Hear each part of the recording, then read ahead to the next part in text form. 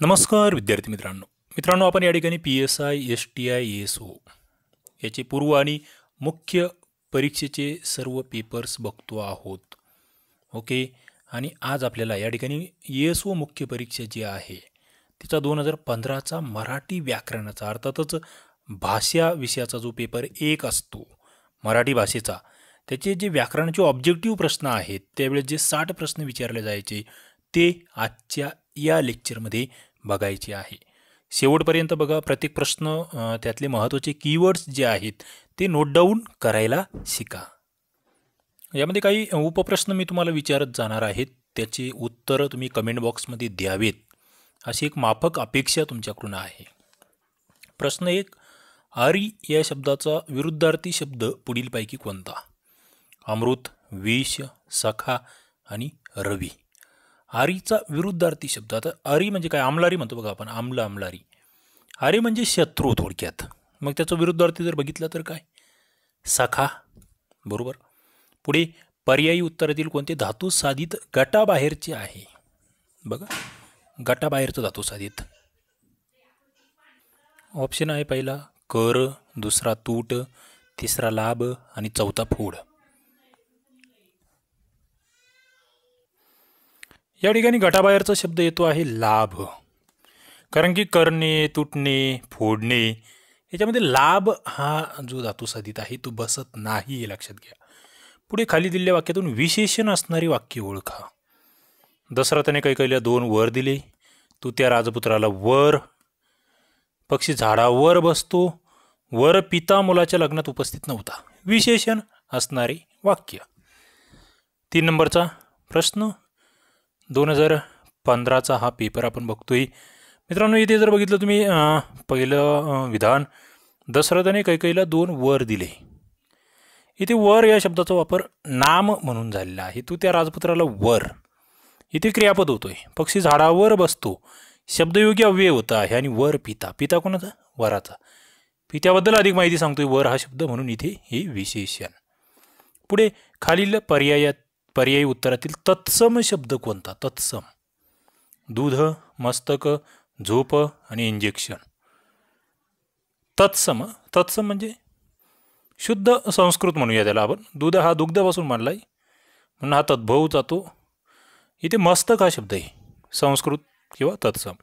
पुढे सुधाने निबंध लिहिला असेल या वाक्याचा काळ ओळखा. लिहिला असेल. रेते भविष्यकाळ, पूर्ण भविष्यकाळ, अपूर्ण भविष्यकाळ, साधा भविष्यकाळ. लिहिला असेल. भविष्यात जर बघितलं तुम्ही तर ही क्रिया घडते. 5 नंबरचं उत्तर अपूर्ण भविष्यकाळ.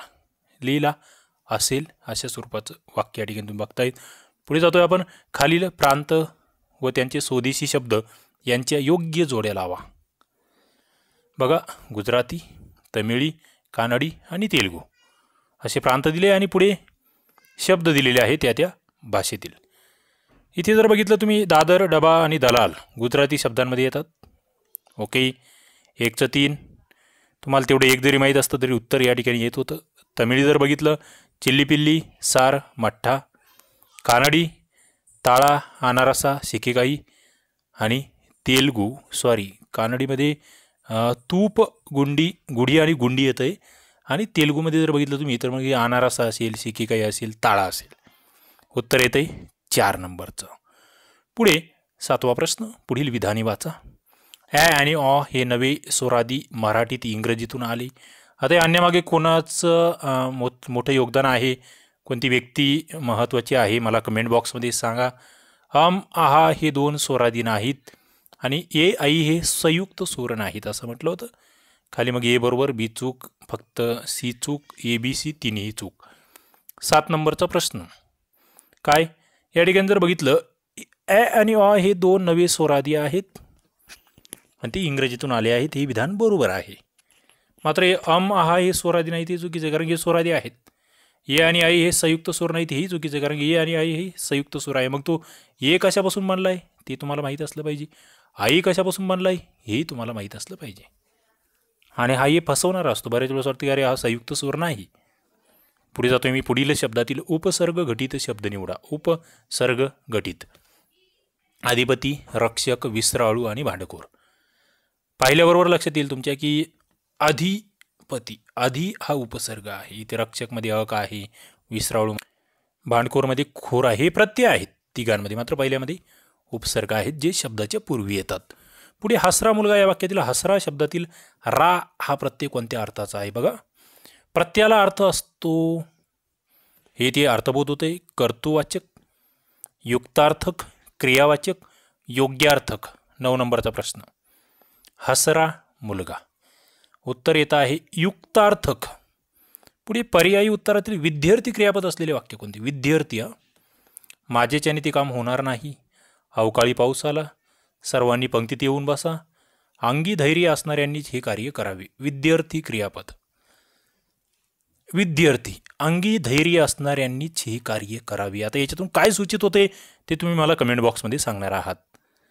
पुढे सर्वांनी पंक्तीत येऊन बसा, हे विधान कोणत्या वाक्याचं वाक्यामध्ये जाणार आहेत किंवा कोणत्या प्रकारच्या वाक्याचं आहे ते सांगा. त्यानंतर मूर्खपणाचा सल्ला देणारा या शब्दसमूहाला खाली दिलेल्या शब्दसमूहातील लागू न पडणाऱ्या शब्दाचा पर्याय द्या. अकलेचा कांदा, अरण्य पंडित, उंटावरचा शहाणा, कळीचा नारद. बघा, 3 शब्द आहेत जे लागू पडतात, चौथा आहे जो लागू पडत नाही. अकलेचा कांदा मूर्खपणाचा सल्ला देणारा, अरण्य पंडित मूर्खपणाचा सल्ला देणारा, उंटावरचा शहाणा मूर्खपणाचा सल्ला देणारा, कळीचा नारद येत नाही, हा कळ लावतो. ओके, हे लक्षात घ्या. पुढे 12 नंबरचा प्रश्न, आई मुलाला हसविते. हसविते हे क्रियापद कोणतं आहे? संयुक्त, शक्य, करणरूप आणि प्रयोजक. 12चं उत्तर तुमच्या लगेच लक्षात येईल. प्रयोजक, दुसऱ्याकडून क्रिया करून घेतली जाते, आई मुलाकडून हसवून घेते. 13, पुढील विधाने वाचून योग्य पर्याय निवडा. आकारांत पुल्लिंग नामाचे सामान्य रूप आकारांत होते. आकारांत स्त्रीलिंग नामाचे सामान्य रूप एकवचनामध्ये एकारांत होते. 13 नंबरचा प्रश्न, केवळ ए बरोबर, केवळ बी बरोबर, ए आणि बी बरोबर, ए आणि बी चूक. 13 नंबरचा प्रश्न. मित्रांनो, इंटरेस्टिंग असा हा प्रश्न आहे. या ठिकाणी जर तुम्ही बघितलं तर तुमच्या लक्षात येईल की अकारांत पुल्लिंग नामाचे सामान्य रूप हे आकारांत होते, अकारांतचं आकारांत, आणि आकारांत स्त्रीलिंग नामाचे सामान्य रूप हे एकारांत होते. दोन्ही विधानं बरोबर आहेत, ए आणि बी बरोबर. आता यावरची मग ती उदाहरणं तुम्ही शोधणं अपेक्षित आहे, पुस्तकामध्ये बघणे अपेक्षित आहे. पुढे वचनभेदाप्रमाणे बदलणारी सर्वनामे किती? बघा, वचनाप्रमाणे म्हणूया आपण 4, 5, 6 आणि 7. 14 नंबरचा प्रश्न. उत्तर आहे 5 सर्वनामे. कोणकोणती बदलता हो? म्हणजे समजा तुम्ही म्हटले मी, एकवचनी झालं, आम्ही अनेकवचनी, बरोबर. हे मी या ठिकाणी तुम्हाला दाखवले 2 सर्वनामं मी बदलतोय आम्हीप्रमाणे. अशी 5 सर्वनामं आहेत. कोणकोणती नक्कीच अपेक्षित आहे उत्तर तुमच्याकडून. पुढे जातोय, मज्जन या शब्दाचा समानार्थी शब्द कोणता? मज्जन, दात घासण्याचे चूर्ण, स्नान, मनाई आणि मगज. 15 नंबरचा प्रश्न. मित्रांनो, मज्जन म्हणजे स्नान. नवीन नवीन प्रश्न आहेत, शेवटपर्यंत प्रत्येक प्रश्न बघा, सोडवा. MPSC करत असाल, कंबाईन देत असाल, सरळ सेवा, पोलीस भरती, कोणत्या ठिकाणी जिथे मराठी व्याकरण हा टॉपिक आहे त्या सगळ्या परीक्षांसाठी हे पेपरचे ॲनालिसिस मला वाटतं अत्यंत उपयुक्त आहे. पुढे विधाने वाचा. न म ही अनुनासिके आहेत, द ही कठोर व्यंजने आहेत, प ही मृदू व्यंजनं आहेत. आणि मग ओळखा, चूक चूक, बरोबर बरोबर, काय बरोबर काय चूक. 16 नंबरचा प्रश्न. उत्तर जर बघितलं या ठिकाणी, न आणि म ही अनुनासिके आहेत, अगदी बरोबर. पण द ही कठोर व्यंजन आहेत का? नाही. त थ द ध, त्याच्यातली ती त थ जी आहेत ना पहिली, ती कठोर आहेत. द ही मृदू आहेत, म्हणून ही चूक. आणि प ही मृदू आहे, प कठोर आहेत, ब भ त्या ठिकाणी मृदू आहे, ते लक्षात घ्या. म्हणजे पहिल्या ज्या 2 ओळी आहेत त्या कठोर असतात, नंतरच्या 2 ओळी मृदू असतात आणि अनुनासिकसुद्धा मृदू असतात, ते लक्षात घ्या. म्हणून विधान बी आणि सी चुकीचं होतं, फक्त ए बरोबर. पुढे 17, पुढील विधाने वाचा. संयुक्त वाक्य तयार करताना केवळ वाक्यातील क्रियापदाचे रूप बदलत नाही.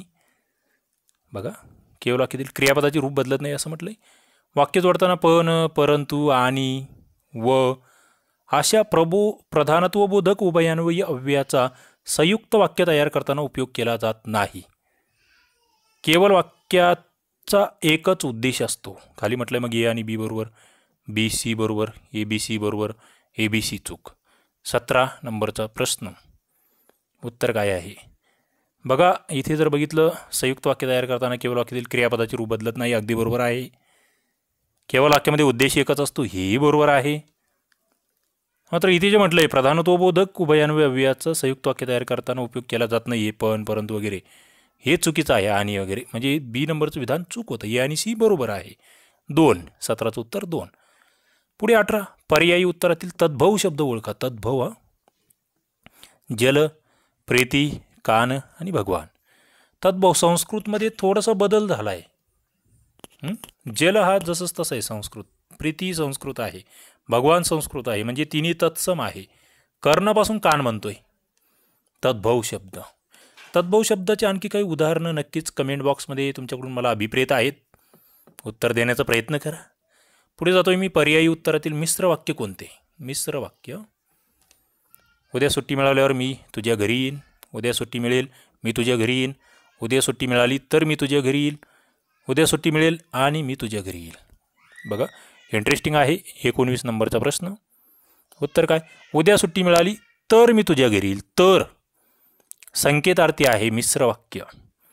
पुढे पर्यायी उत्तरातील कोणते? पर्यायी उत्तर गटाबाहेरचे आहे. बघा चाणाक्ष, धूर्त, चपळ आणि मठ्ठ. सरळ, जास्त डोकं लावायचंच नाही. मठ्ठ हा शब्द वेगळा आहे, चाणाक्ष, धूर्त, चपळ हे कुठेतरी समानार्थी शब्द आहेत. 21. पुढील विधाने वाचा. जा, ये, कर, बस, पोल हे साधित शब्द आहेत. करू, करता, होकार, प्रतिकार हे सिद्ध शब्द आहेत. प्र, परी, अप हे उपसर्ग लागून उपसर्ग घटित शब्द बनतात. काय? ए बरोबर, बी बरोबर, बी चूक, सी चूक. 21 नंबरचा प्रश्न. उत्तर काय आहे? उत्तर या ठिकाणी जर बघितलं तुम्ही तर पहिलं जा, ये, कर, बस, पोल साधित शब्द बरोबर आहे. मात्र करता, होकार, करू, प्रतिकार हे सिद्ध शब्द आहेत, हे चुकीचं आहे. त्यानंतर प्र, परी, अप हे उपसर्ग आहेत, हे बरोबर आहे. म्हणजे ए आणि सी बरोबर आहे असं म्हटलं होतं. उत्तर या ठिकाणी 21चं 3 येईल, बी चूक. पुढे जातो मी. 22 नंबरचा प्रश्न. विधानार्थी वाक्य कोणते? पर्यायातील. तू गावी केव्हा जाणार आहेस? अरे वा, तू गावी जाणारच तर. माझे वडील आज परगावी गेले. मी मुळीच गावी जाणार नाही. विधानार्थी वाक्य. उत्तर जर बघितलं, माझे वडील आज परगावी गेले, विधानार्थी वाक्य आहे. कारण पहिल्यामध्ये प्रश्नार्थ होता, दुसऱ्यामध्ये उद्गार होता, तिसऱ्यामध्ये नकारात्मक भावना आहे. ओके, ते लक्षात घ्या. खालील विधाने पहा. सामान्य नामाचे अनेक वचने होत नाहीत, विशेष नामाचे अनेक वचने होतात.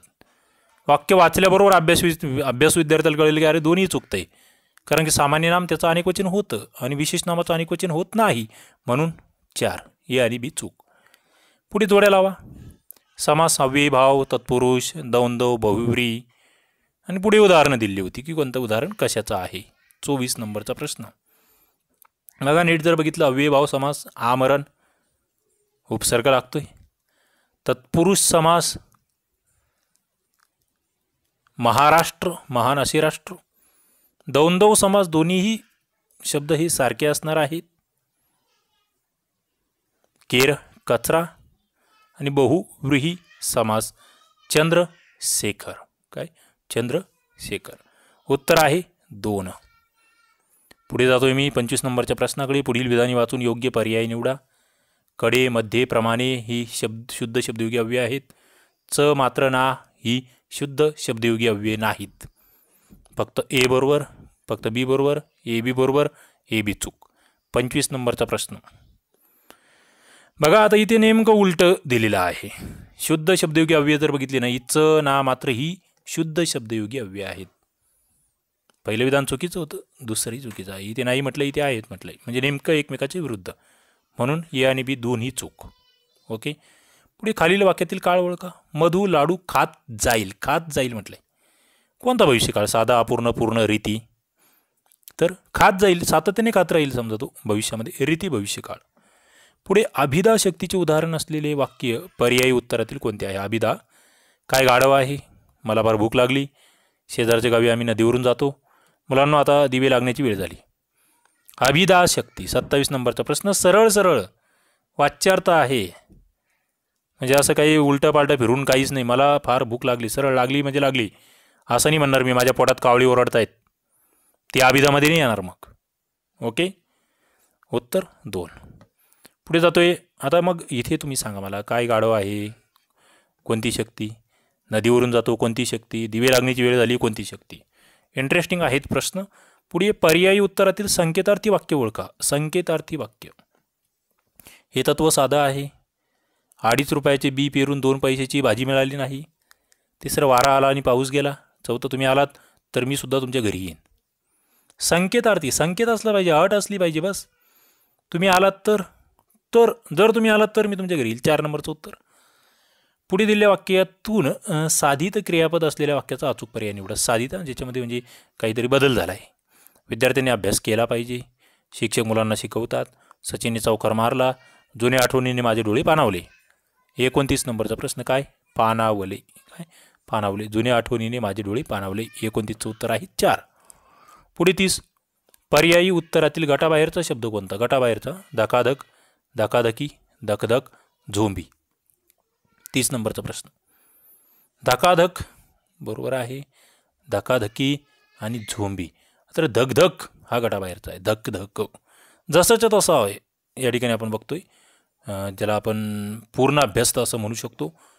पुढे खालील अनुकरणवाचक शब्द कोणत्या शब्दाच्या जातीचा आहे? बघा, सुटसुटीत अनुकरणवाचक आहे. मग कोणती जात आहे ती? नाम आहे, विशेषण आहे, क्रियापद आहे, क्रियाविशेषण आहे. 31 नंबरचा प्रश्न. काय? सुटसुटीत, त्याचं पेराव, सुटसुटीत पेराव होता. सुटसुटीत पेराव विशेषण आहे, एखाद्या शब्दाबद्दल माहिती सांगतोय तो. पुढे दिलेल्या जोड्या जुळवा. सर्वनामी, क्रियाविशेषणे, उभयान्वयी, अव्यय आणि केवळ प्रयोगावी. तुम्हाला शब्दजाती माहीत असल्या पाहिजे. इथे मला वाटतं सगळ्यात सोपी जात तुमच्यासाठी आहे. साबा, साबब, अरे रे. बरोबर. कशाचं हे असणार आहे? केवळ प्रयोगी अव्यय, म्हणजे डीचं 3 असणार. आणि मला असं वाटतं डीचं 3 असलेलं एकच ऑप्शन आहे मित्रांनो. एवढा सोपा प्रश्नच असू शकत नाही. डीचं 3 आहे, एकच ऑप्शन या ठिकाणी तुम्हाला दिसतोय. तिथे जास्त डोकं लावायचं नाही. मग तरी चेक करून बघायचं. सर्वनामी 4 म्हटलंय, मी, तू, हा, जो, कोण. बरोबर. क्रियाविशेषणं जर बघितले तर आज, काल, ते फार. उभयान्वयी अव्यय बघितले, व आणि परंतु म्हणून. बरोबर आहे. 1 नंबरचं उत्तर. पुढे नपुसक शब्दाचा समास ओळखा. बघा, नपुसक. नन बहुव्रीही, विभक्ती बहुव्रीही, द्विगु आणि द्वंद्व समास. 33 नंबरचा प्रश्न या ठिकाणी तुम्ही बघता आहात. उत्तर काय आहे? नपुसक. नन बहुव्रीही समास. पुढे देह जावो अथवा राहो, पांडुरंगी दृढ भावो. या संत वचनामध्ये टिंबटिंब या उभयान्वयी अव्ययाचा वापर केला आहे. देह जावो अथवा राहो. अथवा म्हटलंय. विकल्पबोधक, न्यूनत्वबोधक, कारणबोधक, उद्देशबोधक. 34 नंबरचा प्रश्न. उत्तर बघितलं तर सरळ आहे. जावो अथवा राहो विकल्प आहे, ऑप्शन आहे, पर्याय आहे. पुढे कोणत्याही क्षेत्रात हळूहळू होणारा जो इष्ट बदल असतो त्याला काय म्हणायचं? प्रगती, क्रांती, परिवर्तन, उत्क्रांती. हळूहळू होतोय आणि इष्ट होतोय, सकारात्मक होतोय, त्याला आपण उत्क्रांती म्हणणार. क्रांती त्याच्या नेमकं विरुद्धार्थी आहे. मला सांगा काय? पुढील विधाने वाचा. कर्मणी प्रयोगात कर्म प्रथमित असते. कर्तरी प्रयोगात क्रियापद कर्माप्रमाणे चालते. त्याने लवकर यावे हे भावी प्रयोगाचे उदाहरण आहे. काय बरोबर, काय चूक? 36 नंबरचा प्रश्न. बघा, या ठिकाणी जर तुम्ही बघितलं, कर्मणी प्रयोग कर्म प्रथमित, यस, अगदी बरोबर आहे. मात्र कर्तरीमध्ये कर्माप्रमाणे कशाला चाललं? अगदी चुकीचं. कर्तरीमध्ये कर्त्याप्रमाणे क्रियापद चालतं. त्याने लवकर यावं, यस, भावी प्रयोग, म्हणजे ए आणि सी बरोबर आहे, बी चूक. ओके. पुढे आदकोस या उपसर्ग घटित शब्दाला लागलेला उपसर्ग टिंबटिंब भाषेतील आहे. आदकोस. मराठी, फारसी, कानडी, संस्कृत. उपसर्ग आद हा उपसर्ग कोणत्या भाषेतील आहे असं थोडक्यात विचारलं जातं इथे. 37 नंबरचा प्रश्न. उत्तर आहे मराठी भाषेतील. पुढे विधाने वाचा. सामासिक शब्दातील तत्सम रस्व इकारांत व उकारांत शब्द पूर्वपद असताना रस्वांतच लिहावेत. इकारांत दीर्घ व उकारांत शब्दातील उपांतकार व उकार रस्व लिहावी. आणि खाली उत्तर होते. मग चूक बरोबर काय आहेत ते. 38 नंबरचा प्रश्न. बघा, इथे जर बघितलं तर दोन्हीही विधानं बरोबर आहेत. सामासिक शब्दातील तत्सम इकारांत आणि उकारांत शब्द पूर्वपद असताना इकारा रस्वांतच लिहा. आणि दुसरं दीर्घ इकारांत उकारांत शब्दातील उपांतकार व उकार ऱ्हस्व लिहावे. ए आणि बी दोन्हीही बरोबर आहे. 39 नंबरचा प्रश्न, खाली दिलेल्या वाक्प्रचारातून वेगवेगळ्या अर्थाच्या वाक्प्रचाराचा योग्य पर्याय निवडा. आकाश पाताळ एक करणे, घर डोक्यावर घेणे, जीवाचा आटापिटा करणे, जीवाचे रान करणे. वेगळ्या अर्थाचा वाक्प्रचार 39 नंबरचा प्रश्न. बघा इथे जर बघितलं तुम्ही आकाश पाताळ एक करणे, जीवाचा आटापिटा करणे आणि जीवाचे रान करणे, तिन्हींचा अर्थ एकच आहे. मात्र घर डोक्यावर घेणे हा थोडासा वेगळा वाक्प्रचार या ठिकाणी आहे. पुढे 40 नंबरचा प्रश्न, खालील वाक्यातील अधोरेखित शब्द काय दर्शवितो. तुमची पवळी गाय हिरवे गवत मुळीच खात नाही. हे जे मुळीच आहे, उद्देश विस्तार, विधेय विस्तार, कर्म की मुख्य उद्देश. 40 नंबरचा प्रश्न, खात नाही याबद्दल अधिक माहिती सांगता येईल. मुळीच खात नाही, विधेय विस्तार, क्रियापदाबद्दल अधिक माहिती सांगणारा शब्द. पुढे खालील वाक्यातील कर्ता कोणता. त्या कन्येला बिंदिया शोधते. बघा, त्या कन्येला बिंदिया शोभते, कर्ता ओळखायचा आहे. कर्ता 41 नंबरचा प्रश्न, शोभणारी काय, ती कन्या की बिंदिया. शोभणारी काय, तर उत्तर आहे बिंदिया. 3 नंबरचा प्रश्न. पुढे खालील म्हण पूर्ण करा. मारून मुटकून, टाकणे, फेकणे, आणणे, तुडविणे. 42 नंबरचा प्रश्न, उत्तर आहे आणणे.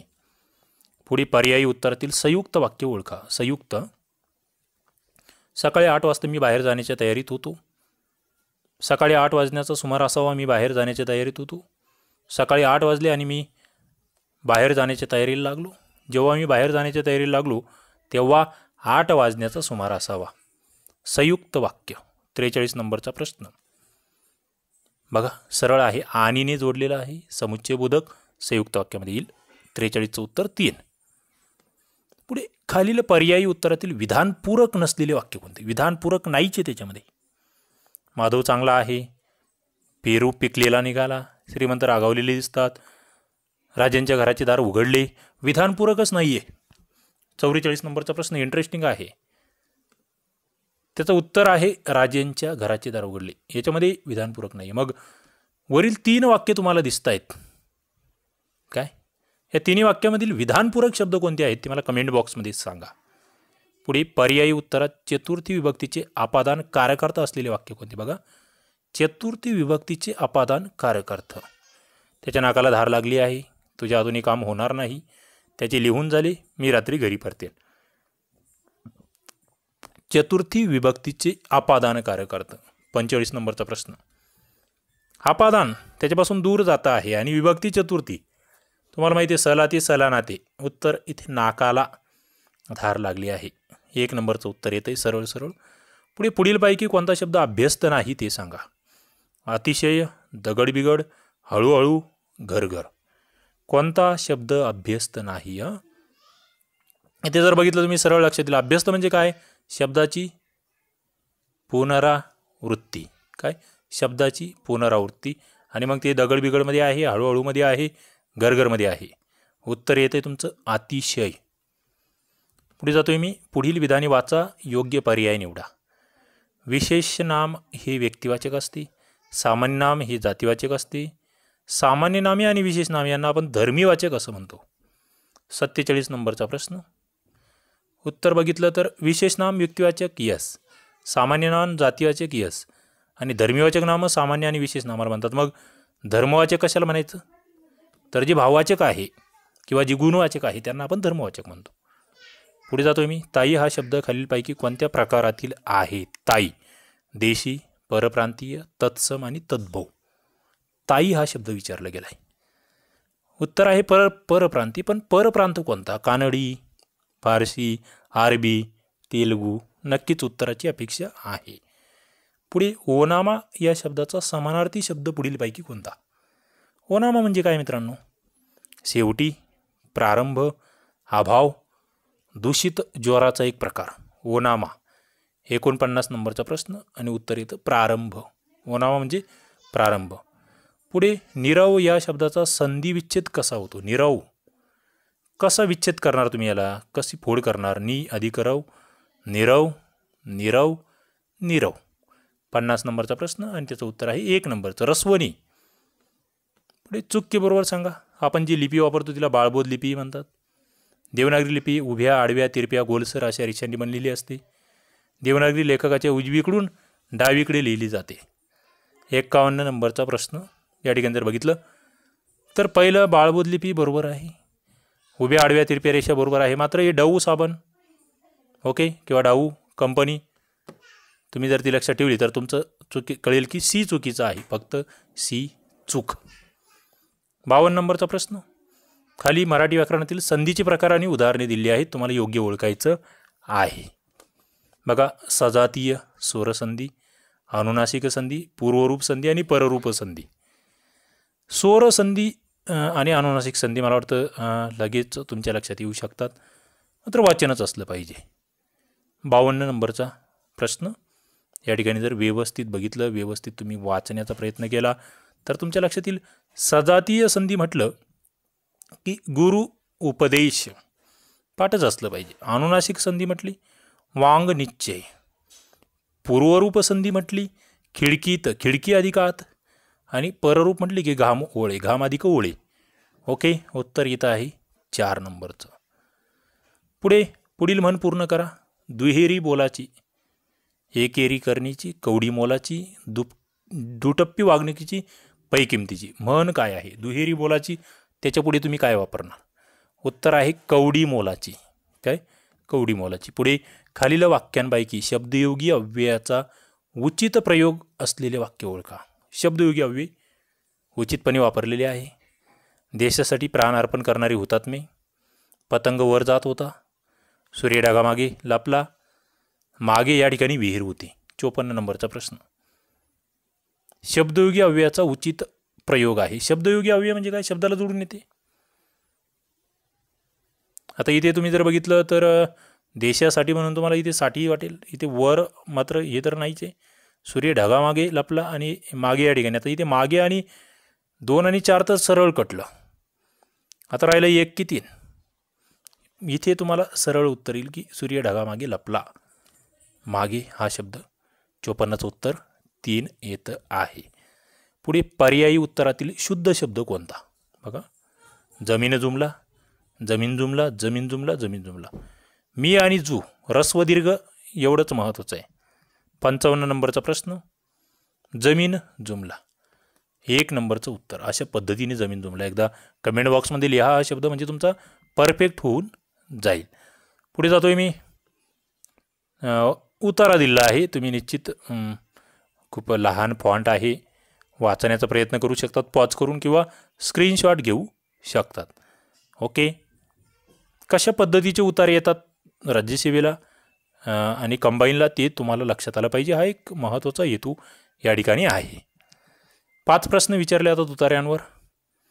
हा उतारा आर्य संस्कृती संदर्भातला आहे. ऋग्वेद याच्यावर शीर्षक द्या अशा स्वरूपाचा एक प्रश्न या ठिकाणी दिसतोय तुम्हाला. पुढे तुम्हाला थोडंसं त्या उतार्यावर आधारित एक प्रश्न तुम्हाला दिसतोय. त्यानंतर भावनांचा थांग, कोणत्या भावनांचा थांग लागलेला नव्हता अशा स्वरूपाचा प्रश्न आहे.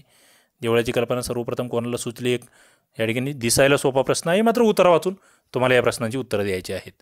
मित्रांनो, मराठी व्याकरण सगळे याच्या आधीचे सगळे PSI STI SO राज्यसेवा मुख्य सगळे पेपर्स तुम्हाला आपलं STI RCP ॲप्लिकेशनवर याचे सगळे ॲनालिसिस भेटणार आहेत आणि याचे PDF सुद्धा भेटणार आहे.